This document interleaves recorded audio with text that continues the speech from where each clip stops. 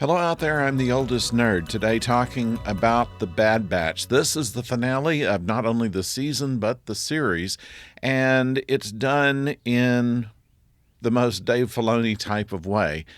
Any rumors that's going around right now that he's not going to be working for the company any longer would be a disaster to them, because the fact of the matter is he makes good stories. And this one really was. It had some dragging elements near the middle, but once we got near the end of it, it all pulls together, and not in a way that is completely predictable. It seems that Hemlock had a few more tricks up his sleeve.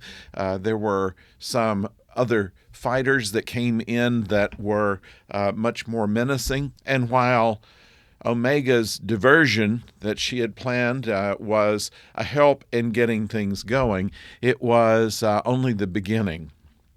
We're able to get the children out of the vault, but still there was quite a climb. Wrecker was already injured in the previous episode, and there was some question as to whether he'd be able to complete the mission.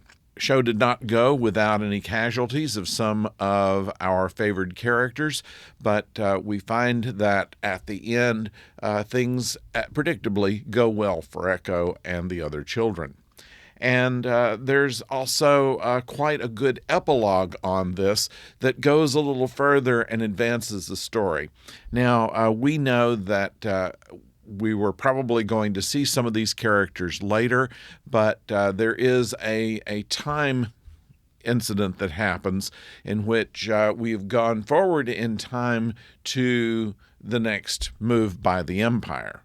Obviously, the Project Necromancer was not going to succeed, or else there would be continuity problems with other Star Wars properties.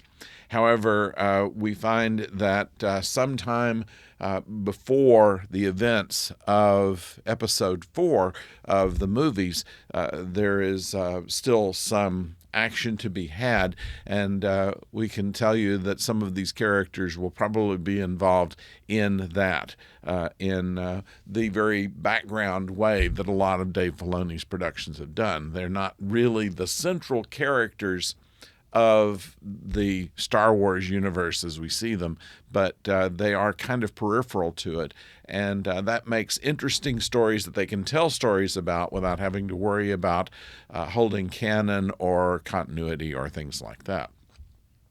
So I think that there was a lot of suspense, there was tension, there was emotion, there was some unexpected things that popped up, and in the end, a rather satisfying end to the battles, and a satisfying end to what appeared to be the episode, and then an epilogue. And it gave us some information that will be useful coming up in whatever follow-up series will be to this. There's no doubt going to be some kind of if not sequel, certainly another adventure that will involve some of the characters here.